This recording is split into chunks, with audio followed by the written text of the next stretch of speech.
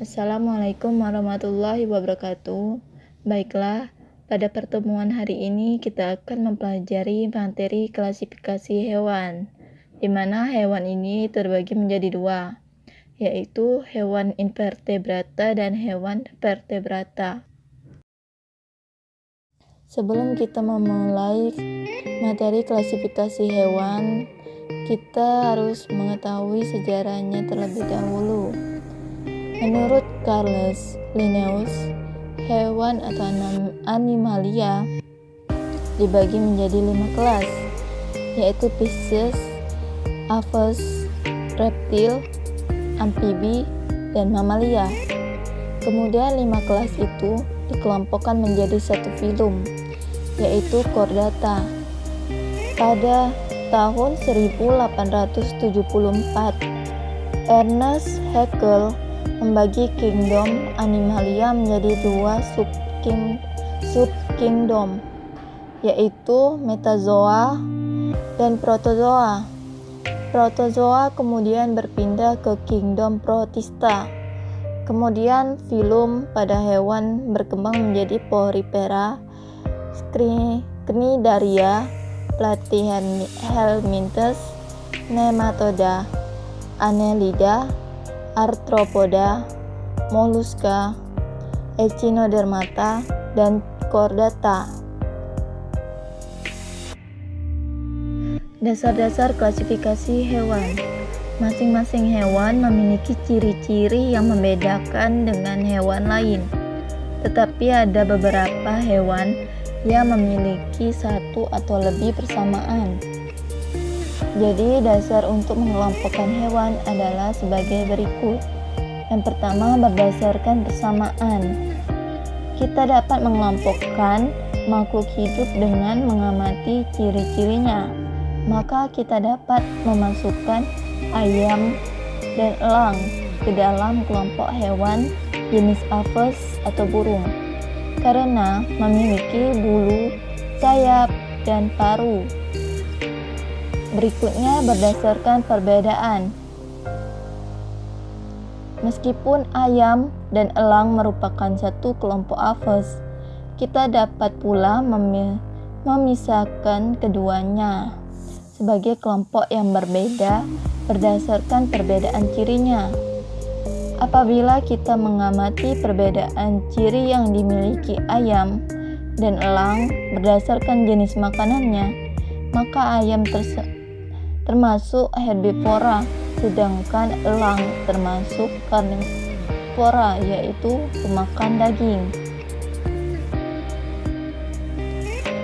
Yang ketiga yaitu berdasarkan ciri morfologi dan anatomi. Klasifikasi didasarkan pada persamaan dan perbedaan ciri tertentu.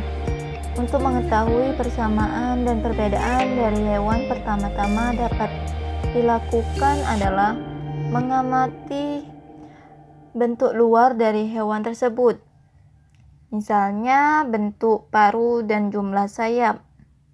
Selain mengamati bentuk luarnya, kita dapat mengamati ciri-cirinya dari dalam atau anatominya, misal sistem pencernaan pada hewan. Yang keempat, berdasarkan ciri biokimia. Sejalan dengan masa perkembangannya, untuk menentukan klasifikasi makhluk hidup, selain berdasarkan ciri-ciri yang telah disebutkan di atas, bisa pula menggunakan ciri biokimia. Misalnya jenis-jenis enzim, jenis-jenis protein, dan jenis-jenis DNA. Hal tersebut dapat menentukan kekerabatan antara makhluk hidup satu dengan yang lainnya, terutama pada hewan. Misalnya untuk menentukan ayah dari seorang bayi dapat dibandingkan DNA-nya. Meskipun ciri wajah dan bentuk tubuhnya tidak mirip, jika DNA-nya mirip, dapat dipastikan orang tersebut merupakan ayah dari si bayi. Yang terakhir yaitu berdasarkan manfaat. Pengelompokan merupakan salah satu Upaya dalam mengklasifikasikan. Hampir setiap orang melakukan klasifikasi terhadap makhluk hidup. Dalam dunia tumbuhan, kita dapat mengelompokkan mawar, melati, cemara sebagai tanaman hias, dan kambing, kerbau, sapi, dan kelinci dikelompokkan ke dalam hewan ternak. Tujuan pengelompokan ini adalah untuk memudahkan kita memanfaatkan suatu hewan. Klasifikasi hewan. Berdasarkan klasifikasinya, hewan atau binatang ini terbagi menjadi dua kelompok besar. Di antaranya adalah vertebrata, yaitu hewan yang memiliki tulang belakang, dan invertebrata, yang merupakan hewan yang tidak memiliki tulang belakang. Pada dasarnya, klasifikasi hewan yang menjadi vertebrata dan invertebrata ini merupakan klasifikasi berdasarkan struktur tubuh hewan atau binatang. Yang pertama, hewan vertebrata. Hewan vertebrata adalah jenis hewan yang memiliki tulang belakang atau tulang punggung. Hewan-hewan yang tergolong dalam vertebrata dibagi menjadi beberapa jenis, yaitu yang pertama, ikan atau fishes, yaitu hewan yang hidup di dalam air, bernapas dengan insang dengan alat gerak berupa sirip dan perkembangan dengan cara bertelur. Yang kedua, amfibi atau amfibia, yaitu hewan yang dapat hidup di dua alam, yaitu darat dan air.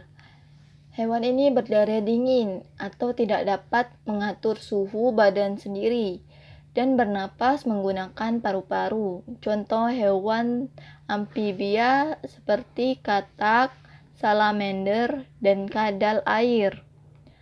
Yang ketiga yaitu reptil.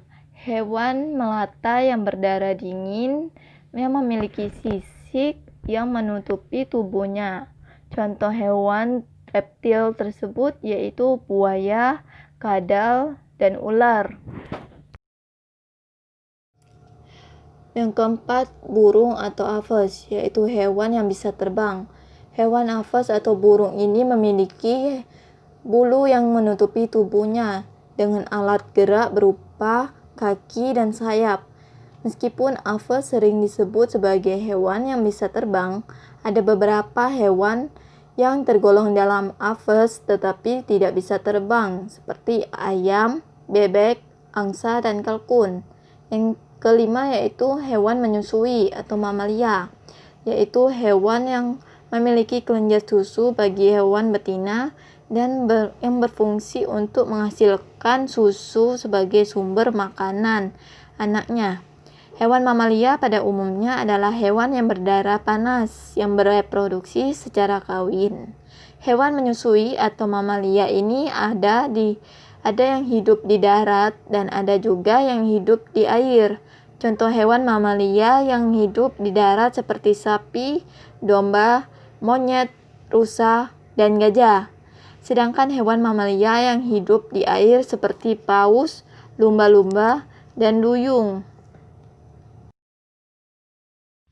Kedua, hewan invertebrata. Invertebrata adalah jenis hewan yang tidak memiliki tulang belakang atau tulang punggung. Struktur morfologi, sistem pernapasan, sistem pencernaan, dan sistem peredaran darah hewan invertebrata lebih sederhana jika dibandingkan dengan hewan jenis vertebrata. Hewan yang tergolong hewan invertebrata antara lain: yang pertama, filum protozoa, yaitu hewan yang bersel satu yang hidup di dalam air. Bentuk tubuh protozoa sangat kecil, yaitu berkisar antara 10-50 mikrometer. Tetapi ada juga yang memiliki bentuk tubuh hingga 1 mm. Sumber makanan protozoa adalah hewan dan tumbuhan.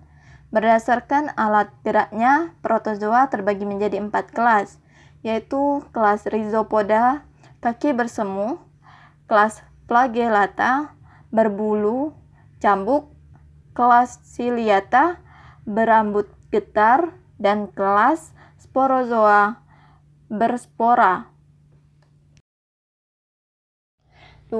Filum porifera atau hewan berpori, yaitu hewan air yang hidup di laut dengan bentuk tubuh seperti tumbuhan atau tabung berpori yang melekat pada suatu dasar laut dan dapat berpindah tempat dengan bebas. Sumber makanan porifera sendiri bakteri dan plankton. Hewan ini bersifat multiseluler. Ada yang hidup di air laut dan ada yang hidup di air tawar. Filum porifera terbagi menjadi 3 kelas, yaitu kelas Corcorea, kelas Hexactinellida, dan kelas Demospangia. Yang keempat yaitu filum Nematoda atau cacing gilik, yaitu cacing yang berbentuk gilik karena mempunyai bentuk tubuh bulat panjang tidak bersegmen, dilindungi lapisan lilin atau kutikula. Kedua ujung tubuh filum Nematoda berbentuk runcing dan sedangkan tengahnya berbentuk bulat. Cacing ini memiliki mulut dan anus. Contoh cacing gilik diantaranya seperti cacing tambak, cacing askaris, dan cacing filaria. Yang keempat filum Cnidaria, yaitu hewan yang termasuk ke dalam Coelenterata atau makhluk berongga.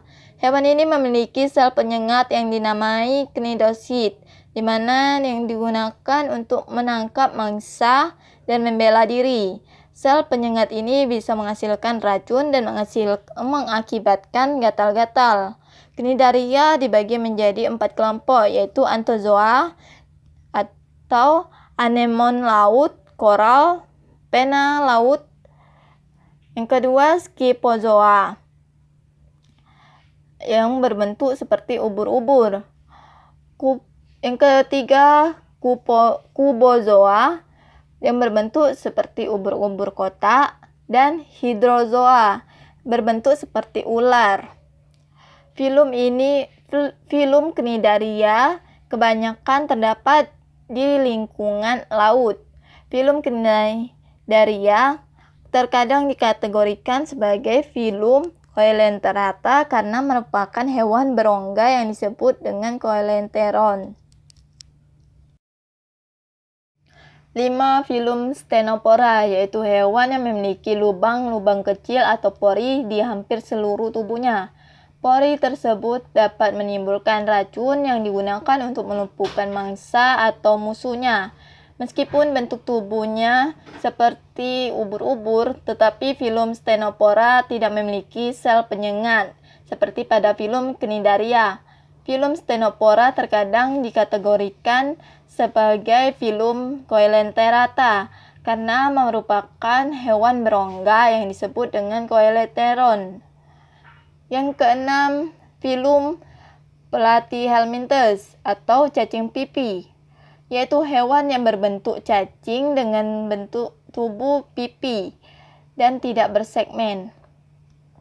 Cacing pipi ini pada umumnya hidup di sungai, laut, danau, ataupun sebagai parasit di tubuh organisme lain. Terdapat 3 kelas dalam filum Platyhelminthes, yaitu Tuberlaria atau cacing berambut getar, Trematoda atau cacing isap, dan Cestoda, cacing pita. Yang ketujuh yaitu filum Annelida atau cacing gelang, yaitu cacing yang tubuhnya terdiri atas segmen-segmen seperti gelang, dengan berbagai sistem organ yang baik dengan sistem peredaran darah tertutup. Cacing ini memiliki mulut dan bagian depan yang meruncing.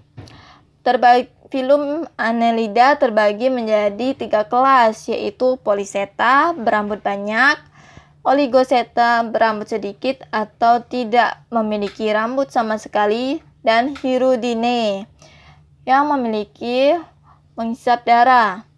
Contoh cacing jenis filum Annelida diantaranya seperti cacing tanah, cacing pasir, cacing kipas, dan lintah. Yang kedelapan, filum moluska, yaitu hewan yang bertubuh lunak, baik dilindungi oleh cangkang maupun yang tidak dilindungi oleh cangkang. Cangkang filum moluska terdiri dari bahan kalsium atau zat kapur. Filum moluska terdiri dari 7 kelas, yakni bivalvia, kerang-kerangan, gastropoda, siput, baik yang bercangkang maupun yang tidak, cephalopoda, gurita dan cumi-cumi, scapoda, bercangkang dengan bentuk seperti gading, tapi dengan ujung yang terbuka. Aplacopora, hewan yang tidak bercangkang, berbentuk seperti cacing. Dan monoplacopora, bercangkang tunggal, serta polyplacopora, bercangkang banyak. Yang terakhir yaitu filum arthropoda, yaitu filum bertubuh segmen yang biasanya bersatu menjadi 2 atau 3 daerah yang jelas. Anggota tubuh bersegmen, berpasangan, dan simetri bilateral. Arthropoda sendiri adalah hewan yang memiliki tubuh beruas dan bersendi. Hewan ini mempunyai eksoskeleton atau rangka luar dari zat kitin yang keras. Hewan ini juga memiliki sepasang antena sebagai indranya.